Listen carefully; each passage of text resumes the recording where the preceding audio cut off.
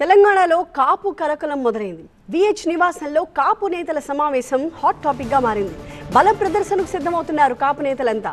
కుల గణనలో అన్యాయం జరిగింది అంటున్నారు కాపు నేతలు. కాపు నేతలకు మంత్రి పదవి ఇవ్వాలి అన్నది వాళ్ళ ప్రధానమైన డిమాండ్. కులగణనపై కృతజ్ఞత సభ పెట్టాలి అంటూ ఇంకొక వైపు ఆది శ్రీనివాస్ సూచిస్తున్నారు. ఖచ్చితంగా పెడతాము, మంత్రి పదవి ఇస్తే పెడతాము అంటున్నారు నేతలు. కాంగ్రెస్లో కాపులకు ప్రాధాన్యం ఇవ్వాలి అని సూచిస్తున్నారు.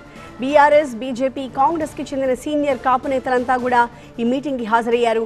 కాపుల ఐక్యత కోసం ప్రత్యేకంగా కమిటీ వేశారు నేతలు. అన్ని పార్టీలకు చెందిన నేతలకు బాధ్యతలు అప్పచెప్పారు.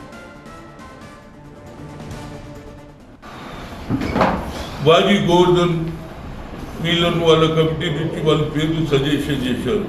అదేవిధంగా కాంగ్రెస్ నుంచి ఆది శ్రీనివాస్, అదేవిధంగా బొంతూరు రామ్మోహన్, అదేవిధంగా విద్యాసాగర్ మాజీ కౌన్సిల్ చైర్మన్ ఆడం సంతోష్, ఆకుల లలిత ఎక్స్ఎమ్మెల్సీ, గాలి అనిల్ వీళ్ళను అందులో చేర్చడం జరిగింది. కోఆర్డినేటర్గా వి ప్రకాష్, అదేవిధంగా రామ్మోహన్ గారు, అదేవిధంగా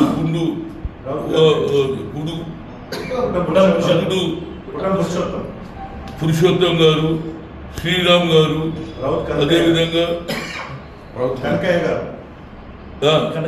కనకయ్య, ఆయన ఇంటి పేరేంటి, రావుల కనకయ్య గారు, వీళ్ళు వేయడం జరిగింది. వీళ్ళు కోఆర్డినేట్ చేస్తారు.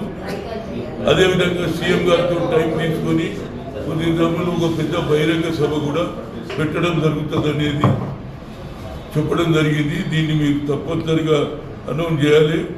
ఎందుకంటే మాకు జనాభాలో హైయెస్ట్ ఉన్నాము, మాకు న్యాయం జరగాలనే ఉద్దేశంతో కొన్ని మండలాలలో కొన్ని గ్రామాలు ఎంచుకొని ఆ రిపోర్ట్ కూడా సీఎం గారికి ఇస్తాం. దీని మీద జరిగింది బహిరంగ సభ పెట్టేది. సీఎం గారు డేట్ చూసుకొని ఒక 10 రోజుల లోపల 10-15 రోజుల లోపల బహిరంగ సభ పెద్ద ఎత్తున మా స్ట్రెంత్ ఎంత ఉన్నదో చూపించడానికే మా ఉద్దేశం. దీనికి తప్పనిసరిగా రాష్ట్ర ప్రభుత్వం కూడా తీసుకున్న నిర్ణయాన్ని మేము ఒప్పుకున్నాం. అదేవిధంగా కులగణలో కొంత మా సంఖ్య తగ్గింది కాబట్టి దాని గురించి మండలాలలో 5 గ్రామాలు ఎంచుకొని ఆ రిపోర్ట్ కూడా ఇస్తాం. దాని ప్రకారంగా అదేవిధంగా పార్లమెంట్లో రాహుల్ గాంధీ గారు బిల్లు పెడితే అపోజిషన్ లీడర్గా తప్పనిసరిగా బీఆర్ఎస్, బీజేపీ అందరం కూడా మేము మద్దతు ఇస్తామని చెప్పడం జరిగింది. దానికి వాళ్ళకు కూడా హృదయపూర్వక ధన్యవాదాలు. ఇది నేషనల్ లెవెల్లో జరగాలి కాబట్టి గతంలో IIT, IIM, all India institute of medical సైన్సెస్లో సుప్రీంకోర్టు కొట్టేసింది నో రిజర్వేషన్.